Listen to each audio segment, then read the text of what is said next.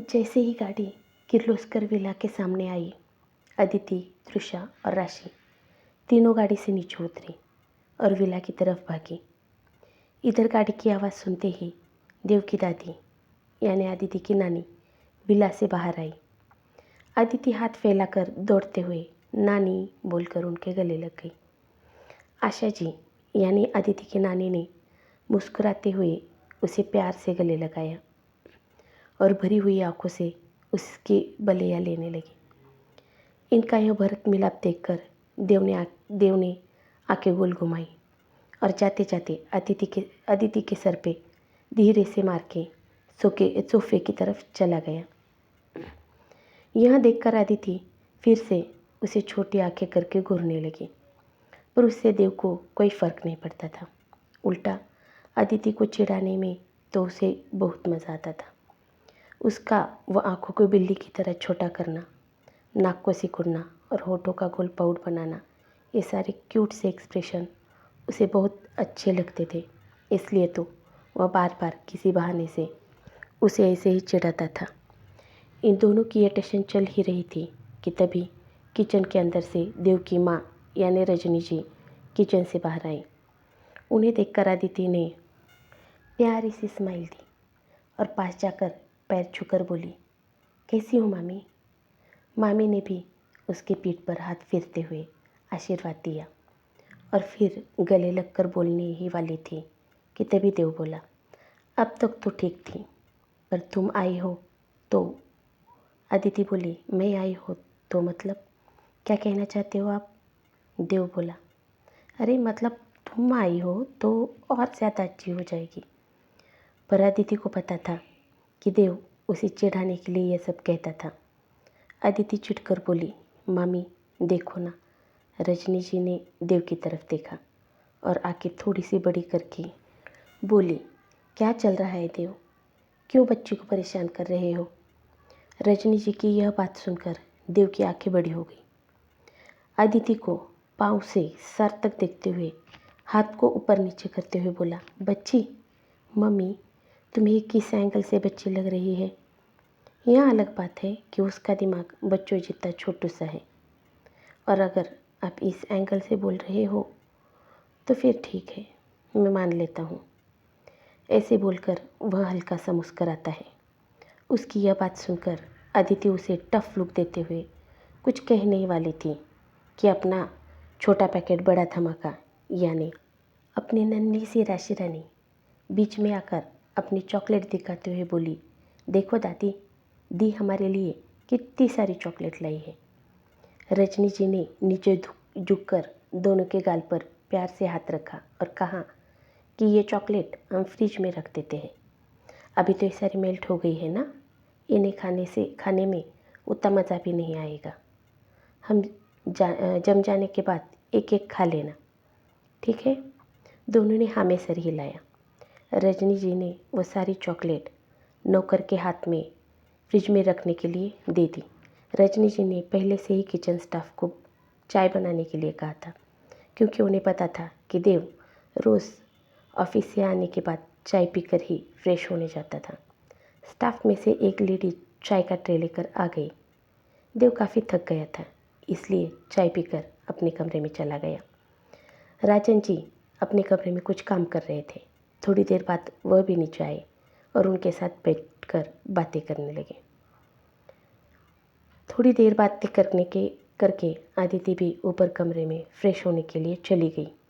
दरअसल किर्लोस्कर विला काफ़ी बड़ा था और बचपन में सारे बच्चे यानी राजन जी का बड़ा बेटा अखिलेश और उनके बड़े भाई की यानी अदिति के बड़े मामा की दोनों बेटियां रचना और तेजस्विनी और अदिति के साथ उसकी बड़ी बहन अनन्या, यह सब हर छुट्टियों में किर्लोस्कर विला में ही एक साथ रहते थे।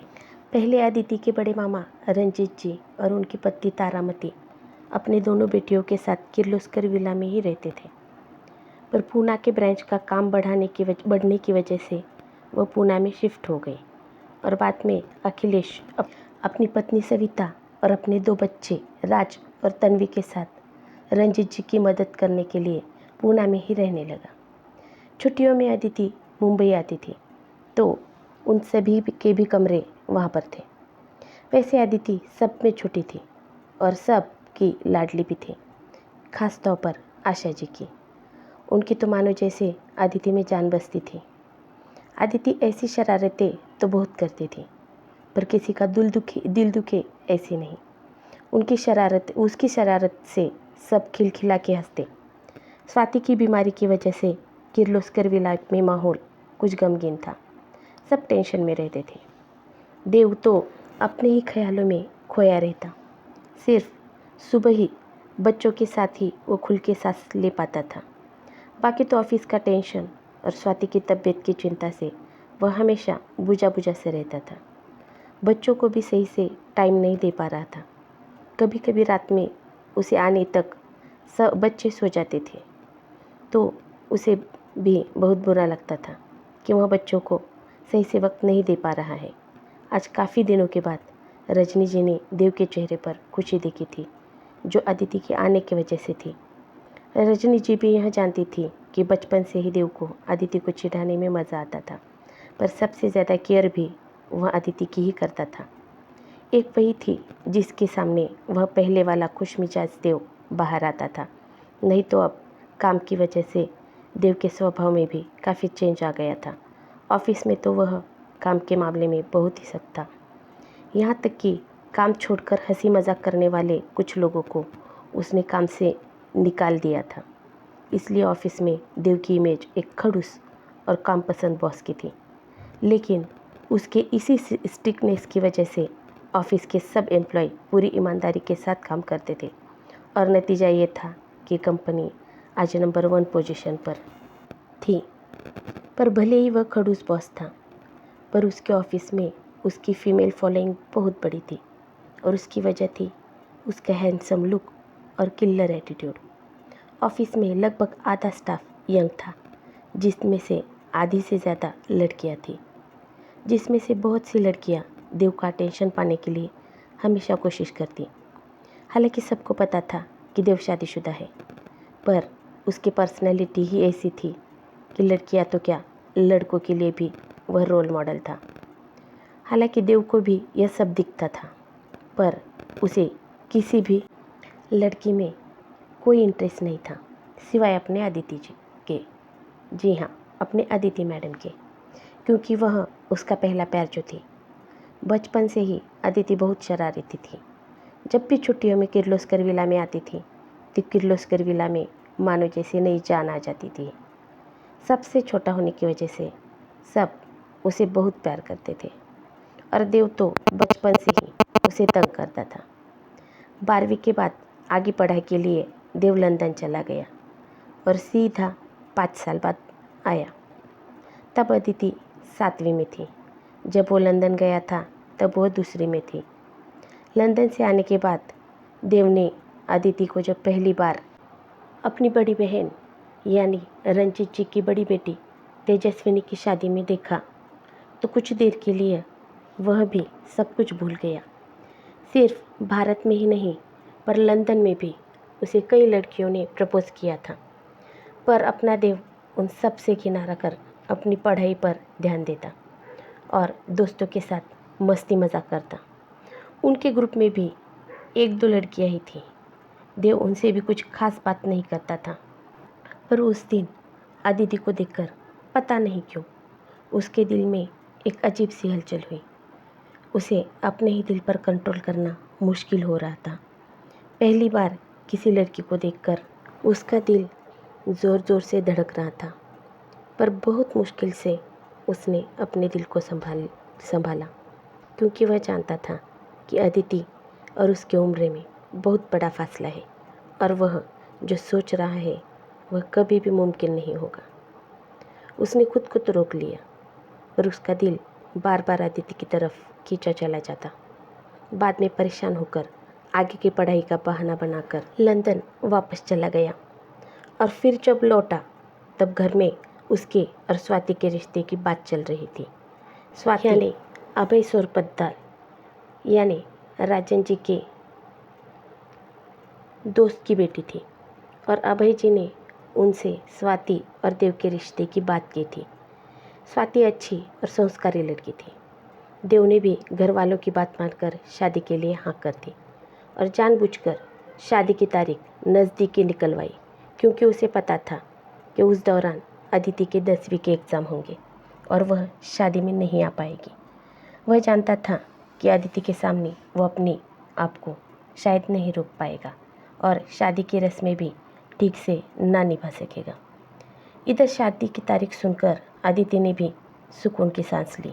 उसने भी जब 3 साल पहले देव को देखा था तो उसकी हालत भी देव से अलग नहीं थी, क्योंकि देव उसे 12 साल बड़ा था। पर अब वह उम्र की उस दहलीज पर खड़ी थी जहाँ उसके शरीर के साथ साथ मन में भी बदलाव हो रहे थे, पर उन्हें वह समझ नहीं पा रही थी। उस पगली को तो यह लगता था कि यह सब गलत है, पाप है, और देव हमेशा के लिए मुंबई में किर्लोस्कर विला में रहने लगा। पर अदिति का मुंबई आना काफ़ी कम हो गया था। सब समझते थे कि देव के चिढ़ाने की वजह से अदिति मुंबई नहीं आती थी, क्योंकि जब देव किसी काम से मुंबई में के बाहर जाता तो अदिति मुंबई मामा के यहाँ आती थी। यह ख्याल तो कभी कभी देव को भी आता था कि शायद उसके परेशान करने की वजह से ही अदिति उसकी मौजूदगी में मुंबई नहीं आती। यह सच था कि अदिति मुंबई ना आने की वजह देव था, पर कोई भी यह नहीं जानता था कि उसका छेड़ना या सताना अदिति को परेशान नहीं करता था, बल्कि वह तो उसे अच्छा लगता था। पर उसे यही डर लगा रहता कि कहीं वो भावनाओं में बहकर कुछ ऐसा ना कर दे कि देव और स्वाति का बसा बसाया घर उसकी वजह से टूटे। वैसे स्वाति और अदिति में भी अच्छी दोस्ती हो गई थी। स्वाति की उम्र लगभग अनन्या यानी अदिति के बड़े बहन जितनी ही थी। जब तृषा के वक्त स्वाति प्रेग्नेंट थी तब अदिति काफ़ी दिनों के लिए मुंबई आई थी, क्योंकि देव उस वक्त ऑफिस के काम के सिलसिले में ज़्यादा तो विदेश में रहता था और अदिति यहाँ स्वाति का अच्छे से ख्याल रखती। शायद इसी वजह से तृषा का चेहरा और नेचर भी काफ़ी हद तक अदिति से मिलता था। यह बात सबको अच्छी ही लगती थी, क्योंकि अपनी अदिति सबकी लाडली जो थी। रूम में आते ही देव का ध्यान बेड पर बैठी स्वाति पर गया, जो नॉवेल पढ़ रही थी। उसे पढ़ने का बहुत शौक था। पढ़ने का शौक तो अदिति को भी बहुत था। जब भी वो मुंबई आती तो उसका ज़्यादा वक्त घर के लाइब्रेरी में ही बिताती थी और इसीलिए देव ने लाइब्रेरी में बहुत सी किताबें ला कर रखी थी। भले ही देव अदिति को कितना भी चिढ़ाता हो, सताता हो, पर उसकी पसंद और नापसंद का वह हमेशा पूरा ख्याल रखता था। आज इस भाग में आपने दोनों लवर्स के बारे में काफ़ी कुछ जान लिया। अभी देखते हैं अदिति और देव कैसे धीरे धीरे एक दूसरे के नज़दीक आते हैं और कैसे इनका रिश्ता और भी मजबूत होकर किसी प्यारे से बंधन में बनता है। इसके लिए मेरे चैनल को फॉलो कीजिए, सब्सक्राइब का बटन दबाइए और स्टोरी अगर पसंद आई हो तो लाइक और शेयर करना ना भूलिए। Thank you.